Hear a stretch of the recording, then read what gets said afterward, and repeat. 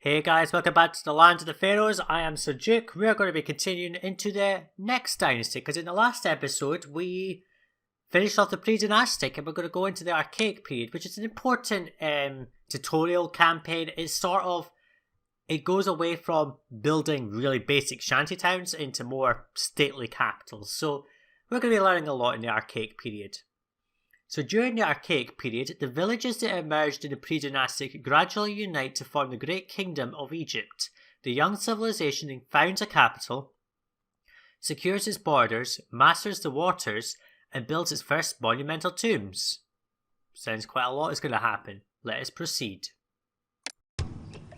In scattered settlements along the sacred Nile River, powerful chieftains emerge,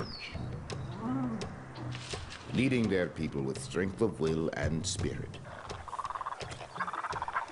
to tame the wild landscape and bring forth the bounty of Egypt. Villages grow into prosperous cities. Earthen bricks, baked under the desert sun, become sacred tombs to forever house the souls of their departed nobles.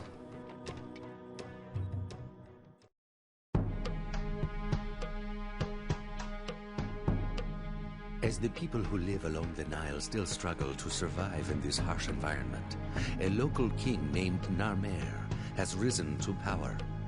Though Narmer has dominion over much of this land, full unification of the twin kingdoms has yet to be achieved. In commemoration of his accession, Narmer wishes your family to establish and govern a new city at Nekhen. This city will have temples to many of the gods of Egypt and numerous places of entertainment. It will indeed have all of those things. So this is the first mission of the Archaic Period.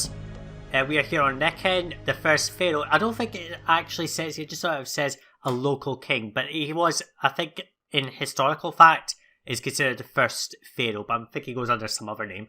Anyway, population 1,000, 10 modest apartments, and we're going to learn how to brew some beer. We are, of course, going to be playing on hard mode. Sorry, this mission is going to end up being triggered on normal on the victory screen just because of the last mission. But that's just going to have to be that. That's the only time we're going to start our campaign on normal, so you'll be fine, don't worry. Let's head to the city. Developing culture. Sorry about that, my throat's just a little bit dry today. Beer. Your fellow Egyptians have perfected the art of brewing beer, which has become a very popular libation throughout Egypt. With a supply of barley received from local farms, brewers will make beer and deliver it to storage yards for future distribution by bazaar workers, as with food and pottery. Multiple gods. The patron god of this region is Ra, but Cyrus and Bast are also worshipped here as local deities. Make sure this city has more temples and shrines dedicated to Ra, but don't neglect the local deities either. To accommodate the valued citizens, make sure they have access to temples dedicated to different gods. You don't need to get to that kind of requirement until you get to elegant residence, which is pretty high up. That's like 2 stages of manners, so it's okay. Sophisticated Egyptians like to listen to music in their leisure time as well as take in the occasional juggling performance. While only jugglers can perform at the small booth, both jugglers and musicians can perform together at a bandstand. Build a bandstand at an intersection and a conservatory nearby to train musicians. Access to multiple types of entertainment greatly enhances the quality of life in any city. On hard mode you do need to have 3 levels to get anywhere high enough, so you do need to have quite a lot of entertainment. A magistrate patrolling from his courthouse. Don't know why this is here, because in this mission you can't build courthouses, but that's okay. So let's pause. So we start with 10,000, no source of making money, so we do have to be careful. Not a lot of space for stuff, but we are not trading on the water yet, so that's okay. Bit of farmland, not much here, but we've got some space on the other side that we can go to, which we may do. So we do have Osiris, Ra and Bast. And no courthouse, as you can see, so I don't know why they put that in. So we have to produce some beer, which is not too difficult. We don't have very many raw resources, just clay, so that's okay. Can farm grain and barley. Now, grain is a very good food type. It's the highest on the priority order list. Like, they have a priority of which foods they want to eat the most. So if there's grain, they will always take it. but grain produces a byproduct called straw, which we can't do anything with in this mission. But straw and clay mixed together makes bricks, and later you will be able to make your own bricks. Good expo actually. I don't think we can see it on... No, we can't see the Overseer of Commerce just yet, but that's okay. So what I'm going to do is I'm going to go and set up a little housing area just over here, set up some industry, and I'll come back in once I've set up the basic city.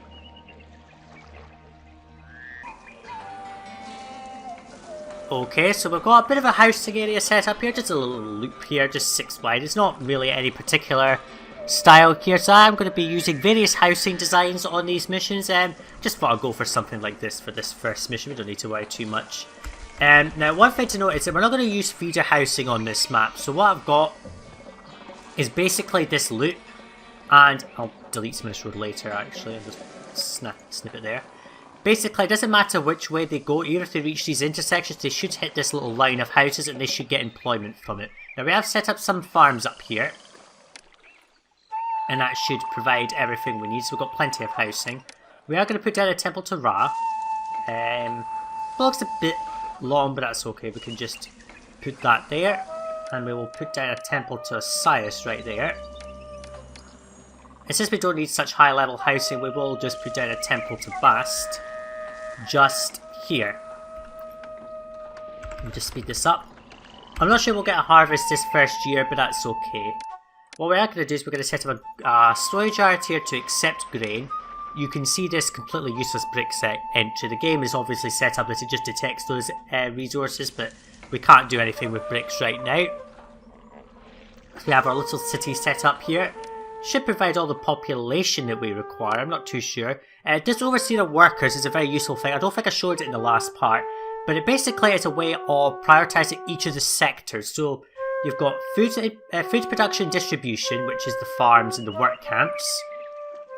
Industry and commerce is like storage and storage yards, and granaries don't count, they are counted as food distribution. So industry is like beer brewing, clay pits, that kind of stuff. Entertainment's the stages here. Religion's this, the gods and such. This only counts temples and a temple complex.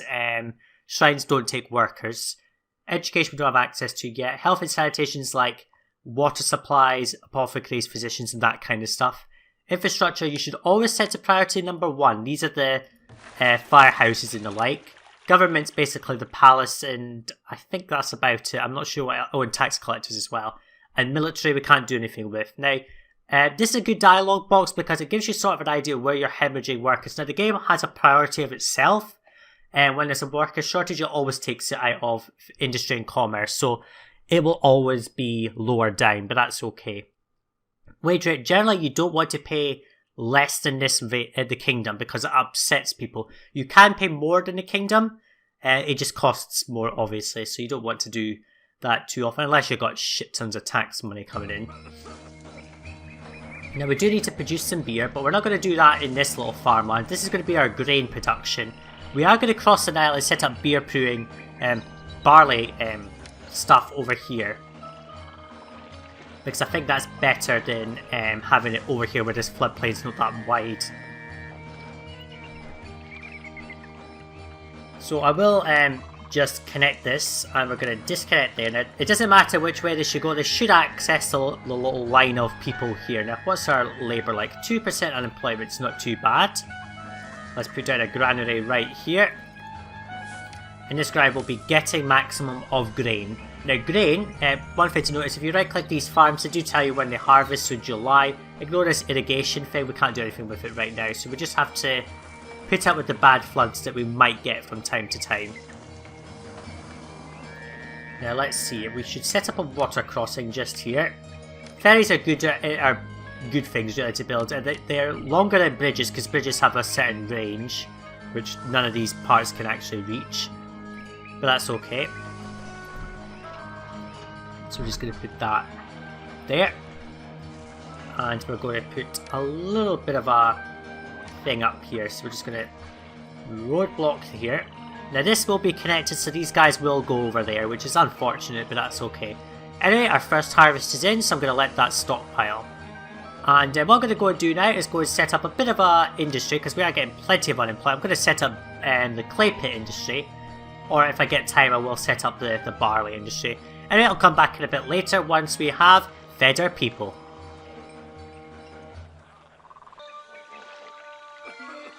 Okay, we're coming in with our next harvest here. The straw's going to get lost, but that's okay. As you can see, this granary, well, this granary is going to be full. This storage yard is also going to be full, but we've got all the food we need. Now, I did set up a bit of a barley area here. We produced what?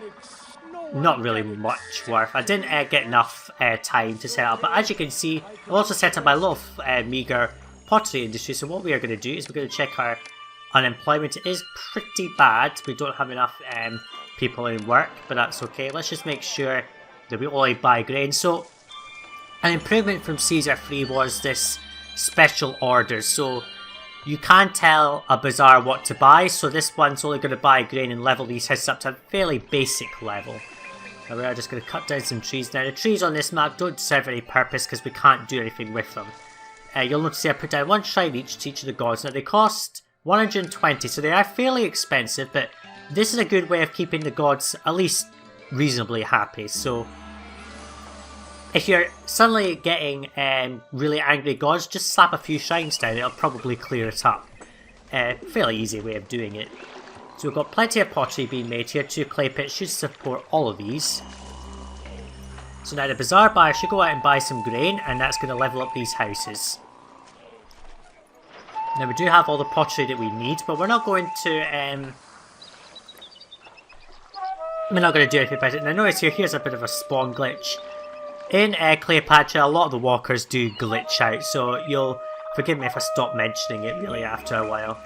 Now, we do have some poor desirability, so let's just give them a large statue like that. That looks quite nice. Just levels up the area quite nicely, I think. And we can put 2 more down, I think. Rotate to get round to this angle. There we go. And that'll keep everyone leveling up quite nice. And it's not as expensive as putting down plaza. See, these are like 180, but plaza are 18 multiplied by how many plaza you put down. So we could go into heavy debt for that. Let's set up all the food that we need. Also got a bit of barley going over here. I think we can put down 1, 2, 3, 4. That should do. Now, even if he spawns in the wrong side, he will get access to workers, so it's fine. So 4 of these should be enough to support our fledgling settlement here. I think we have plenty of food as well. We should have no trouble. And yeah, our houses are nicely leveled up. We've got plenty of food from the harvest, so we can support all this. So if you don't get a good enough harvest the first time round, don't feed your people. Just stockpile it for the next harvest and build up a bigger supply.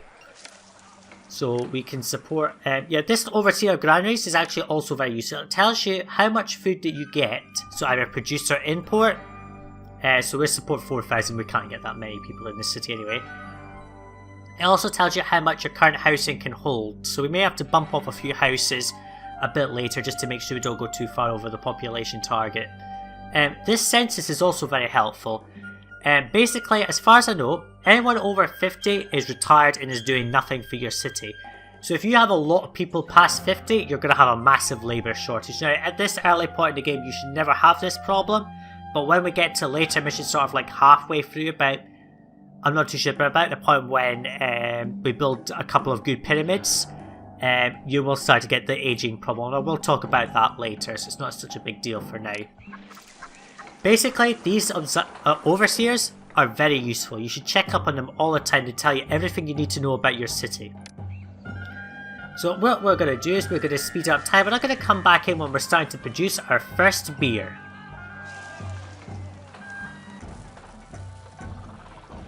Okay, so we're producing our first beer, and there we go, that's the thing we needed to do. So finances. A large city needs to bring in additional revenue beyond its initial fund. As you can see, we're just running out of money.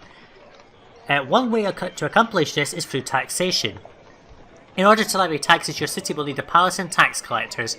Make sure to build enough tax collectors to cover the whole city, especially as more well-to-do neighbourhoods. So these houses here will pay a bit more tax than a hut, basically. Remember, the better the quality of life enjoyed in the given home, the more taxes its occupants will pay. Basically, when you get to courthouse level, that house will pay a profit in taxes. So it's always good to get at least to that level, and then you're going to make a profit, not a loss. And here you can build a mansion for yourself, draw a personal salary from the city's treasury, Personal funds are retained by your family to be used whenever the situation demands, even in subsequent missions. In Pharaoh, the things didn't carry over. They just kept resetting, but in Cleopatra they do carry over. Beware though that as awarding yourself a higher salary than is due your position can have detrimental effects on your standing in the kingdom. So as you can see, we've got no immediate goal other than to build the city, essentially. So here's another useful overseer, the chief overseer. This is also a quick good way of seeing a summary of your city, so it gives you like some basic things like your gods, your health and all that. Overseer of the treasury, this is also very useful. Tells you how much you're making, basically. So this gives you your taxes in, exports, earn, your income, your net in and outflow. So if you're not making any money, this is negative, basically. Political overseer gives you basically your rank. Village noble is pathetically low, but who cares? It gives you your kingdom rating at a glance and etc, etc. So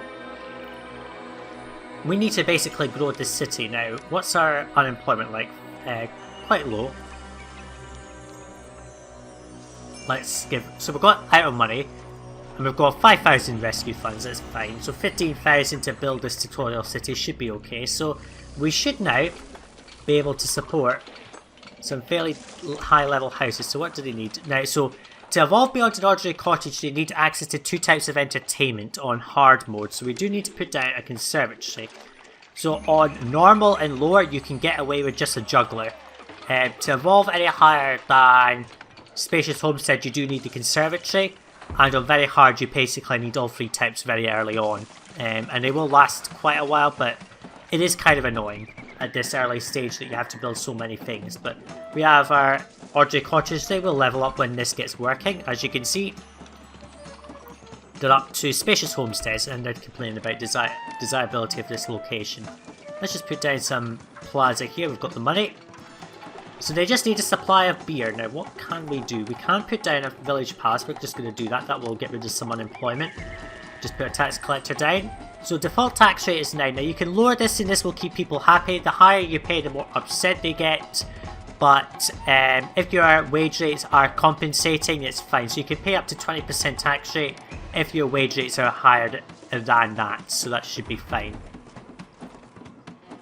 So all we need to do is provide beer. Now how much can we support in the city? 100 people, so let's just speed this up. Employees needed, that's fine.